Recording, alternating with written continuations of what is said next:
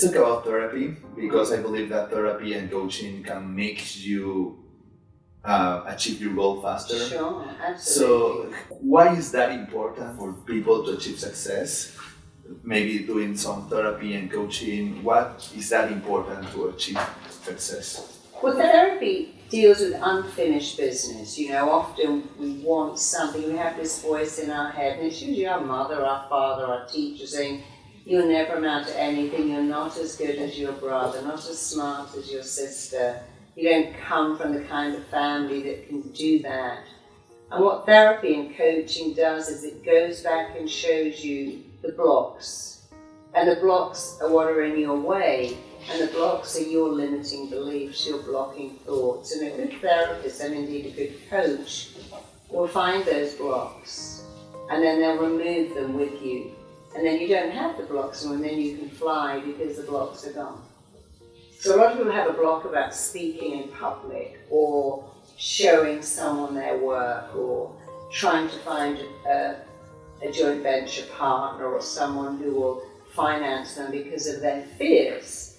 And a good therapist will help remove the fears, and then you can go and meet people that will come into business with you and help you be successful. It is so important because again, you've worked with a lot of successful people, and actually those people are looking for the therapists, are looking for coaching, because maybe there is this mindset in Latin America that, oh, I don't need a therapy, I don't need a therapist, I don't need a coach, I'm going to resolve this just by myself. So what do you have to say about that, this kind of mindset that we don't need therapists to achieve our goals? Yeah. So when my computer goes wrong, I don't think, well, I'll just take it apart and fix it myself. I get an expert, and they come in and they look at my computer and they go, well, there's a bug in your software, and they take out the bug and they upgrade it, and then it works perfectly. And many of us have a bug. We have a bug up here in our thinking. And you know, we have to upgrade our software, upgrade our hardware, go back and have a look at, why do I think these thoughts that I'm not good enough, that I'll never make it, that people don't like me? Why am I scared of being rejected? And a great therapist in an hour can find that bug, remove the bug, and then install much better software in you so you can be the person you were meant to be. And a good therapist can find that in one session or two. But doing it on your own is hard. You know, many people come to me and they say, wow, I've spent 10 years trying to work out why I reject love, why I reject success, why I self-sabotage, why I procrastinate. And if you can find out why in an hour and stop that behavior in an hour, then I would say therapy can be the most amazing thing. You're one of the more renowned hypnotherapists of the world.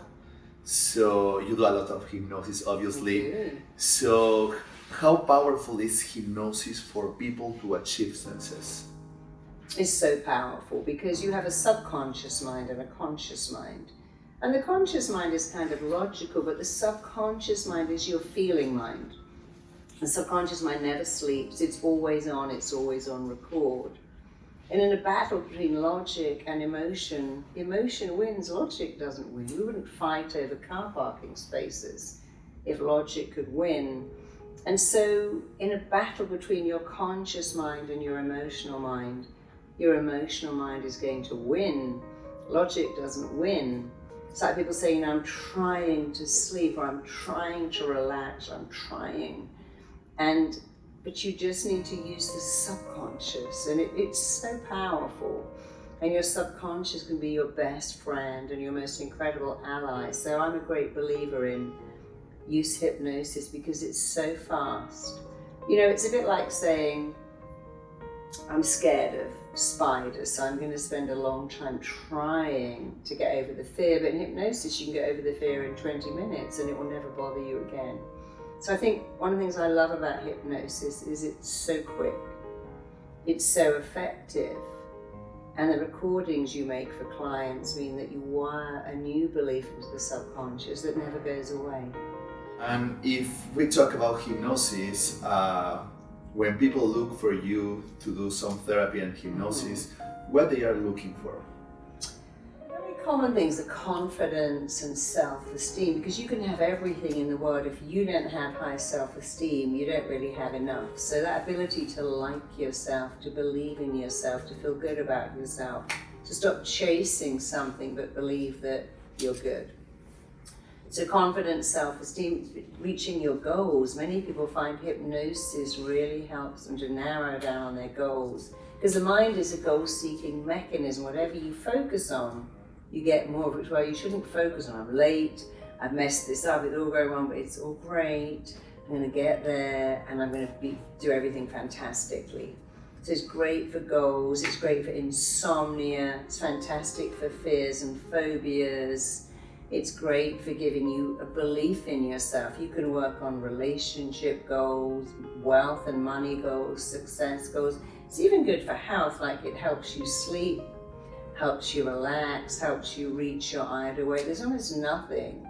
I mean, I used hypnosis to give birth and it was really easy. So I've used hypnosis for surgery and had no painkillers at all. So it's almost limitless what you can do with it. I had a root canal with hypnosis, and it was great. Yeah, it is great, because when you read some of these successful stories, they always say that they work on their mind, they program their mind, they do some kind of meditations, and some of them they say openly that they use hypnosis to program themselves. How does hypnosis work in yourself? Well, people think hypnosis sends you to sleep, but it doesn't. It actually wakes you up. And even the Bible says, as you think, so you are. So hypnosis does a couple of things really well. First of all, if you use it properly, it will show you your blocks. It will reveal to you why you do what you do, why you have your issues, and then it will show you and work with you to get rid of those issues. And then you can wire in and fire it, and you can actually code in a completely different belief. You know, I was working in Estonia this summer with some children, very young children, about how you think a thought, the thought might be, I'm no good at maths, and then you feel a feeling, I feel stupid, and then you have an action which is often crying or being very angry because of the thought, I'm no good at maths. I'm thinking a thought, feeling, believing a belief because I'm thinking the thought. And hypnosis allows you to say, well, why are you thinking that thought? Who taught you that thought? Is that thought even true? And can you change the thought? And if you change the thought, hey, I'm really good at maths, suddenly you go to a feeling which is, I feel great because I'm good at maths. And you go to behavior which is, I can even ask the teacher, could you explain that to me because I'm a smart kid? And so hypnosis is really good at going back to the beginning. Why do you think that thought? Because the truth is, you are not born with those thoughts. No baby says, oh my God, it's so hard learning to walk. I just can't get to grips with feeding myself. This talking is too difficult. We are hardwired to succeed. We're only born with two fears, the fear of loud noises and the fear of falling. No other fear is born. We learn fears. I'm scared you won't like me. I'm scared I'll mess this up. But no baby is born with that fear. And the good news is, if you acquired the fear and you find out where you acquired it, you can simultaneously let go of it and go back to the blueprint you were born with, limitless and huge potential. So hypnosis shows you what got in your way, removes what got in your way and takes you back. It reactivates and regenerates and recreates the potential that you were born with. And that's actually very exciting. It is, because I've seen some powerful transformation. Yeah, I bet. And I am actually a graduate from your program, RTT, so Rapid Transformational Therapy. So I would like to talk about that and why RTT is one of the best tools for change. Well, a lot of people say you shouldn't put the word rapid in front of therapy because therapy should be long, but I don't know why therapy should be long. If I have a toothache or a stomach ache or a skin condition, I go to a doctor, they don't go, oh, it's going to be long. They say, oh, this tooth's got an infection, we're going to fix it. Your skin's got an infection, we're going to fix it. Your stomach ache is, we're going to fix it. And I think therapy should be like every other healing modality, should offer very fast ability to be fixed. And so I just wanted to create something for people that was faster. that would offer them an ability to get over that really quickly, because we live in such a fast world. No one's got time anymore to have 5 years of therapy, because people who come to see a therapist are in pain. It could be emotional pain. It's still pain. And if I'm in physical pain, I'm going to take a headache pill. I'm not going to go, oh, well, my head's hurting me so much, but I think I just put up with this for 4 days. And where's a migraine pill? I'm going to take that because I need to be better. And I've always thought that therapy should offer the same as every other healing modality, including going to a chiropractor. They put you out of your pain fast. And so I created something that was very different, that was very based on how the mind works. My new program, Dietless, like people say to me, I can't leave food. I don't know what full is. I've always been like that. No, that's not true. I know you think it's true, but no baby says I can't leave food. I'm worried I won't get fed again. I don't know what full is. In fact, it's impossible to make a small baby overfeed. And even when they're 2 or 3 and you give them cake, which they love, they have 3 bites and they go to play, they don't worry about, oh my God, I wasted the cake, I left the cake, when will I get cake again? But that's a good point to start at. You were not born unable to leave food. You were not born obsessed with it. You were not born thinking about sugar all day long. You learned that. And so again, it's that let's find out where you learned it. Maybe your parents made you eat everything on your plate. Maybe your parents punished you. Maybe they rewarded you every time you were sad with cake. So now we're beginning to see what formed you, what shaped you. But then we can change what forms and shapes you really fast. So it's the power to accept that we're not born with all these issues. They can certainly affect us. We are born with the fear of being rejected. We're born with a need to find connection and avoid rejection. That shapes us a great deal, because rejection used to kill us, but it doesn't anymore. You live on your own your entire life and still get to 102. So it's a very modern therapy based on a very old therapy. And it's really powerful. I'm very glad I created it, because I've trained 15,000 people, including you. And all over the world, they share their success stories, and it's so lovely. And I have experienced some powerful changes in my clients, so I am a witness of that. And when you are doing the therapy, you actually ask for scenes from the past. So what is the relationship between those scenes or those events that happened from the past with the actual problem from the client?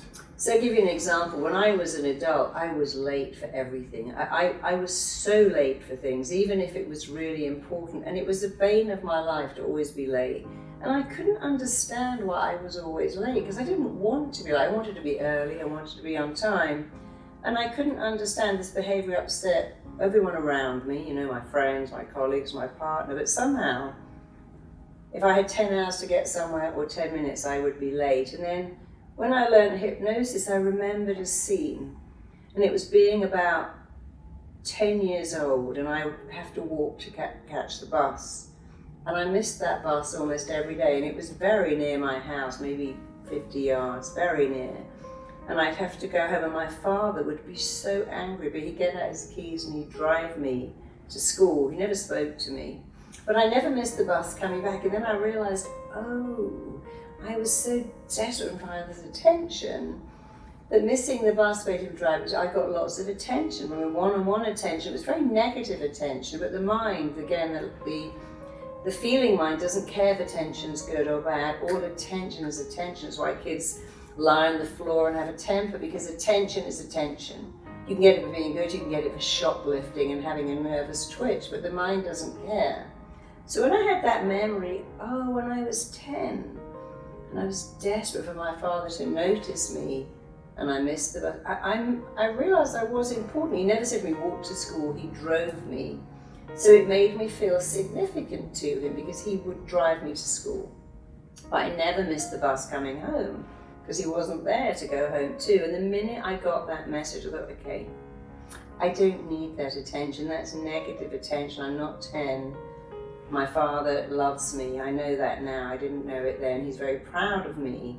And so I began to say a different saying, because the little girl was saying, if I'm late, I get noticed. So if you walk into a restaurant, if everybody looks at you, walk into the theatre, everyone goes, oh, you get a lot of attention being late, but it's negative attention.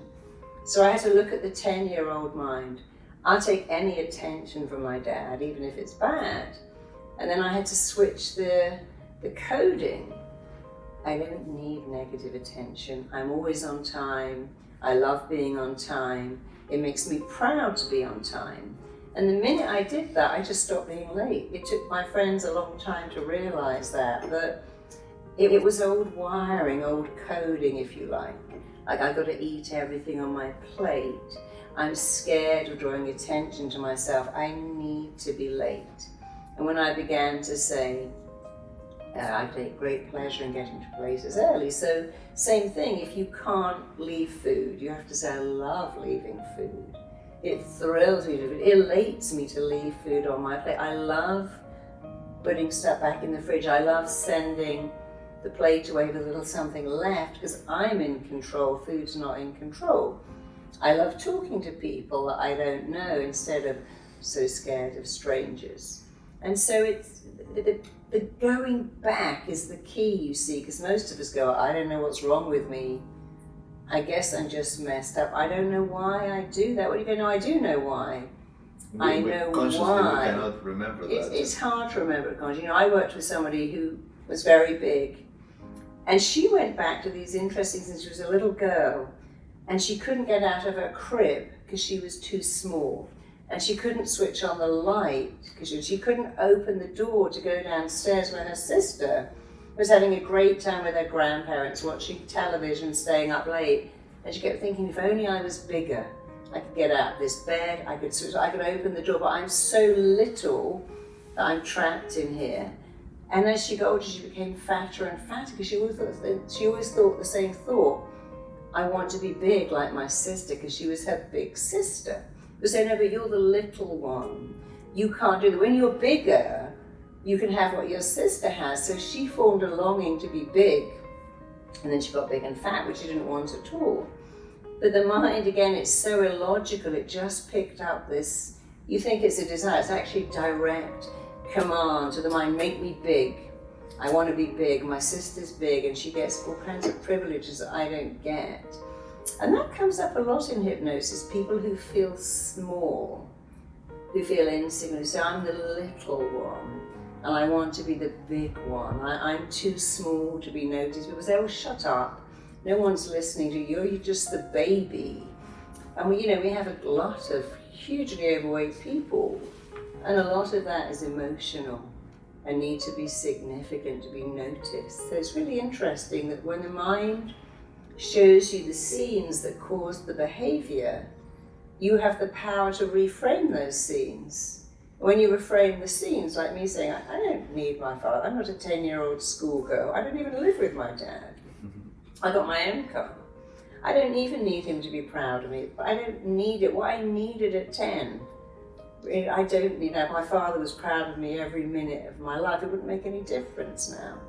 So when you can look at the scenes and reframe them, and reframe how they impact you and how they made you feel, and change that. It's like lots of kids who are bullied will say, when I go back and look at it, I realise now the bully was jealous of me. I thought they hated me. They were jealous of me because I had nice clothes, or I was smart, or came from a loving family, and I thought they hated me, but now I can see they were jealous. I thought my brother hated me. He was just jealous of me. So when you can go back, in going back, you get so much freedom. So we can say that all our problems that we already have in the present are created from some events. Well, Catholic churches, give me a child until they're 7, and I'll give you the man. And what they're saying is, your whole character is formed by the time you're 7.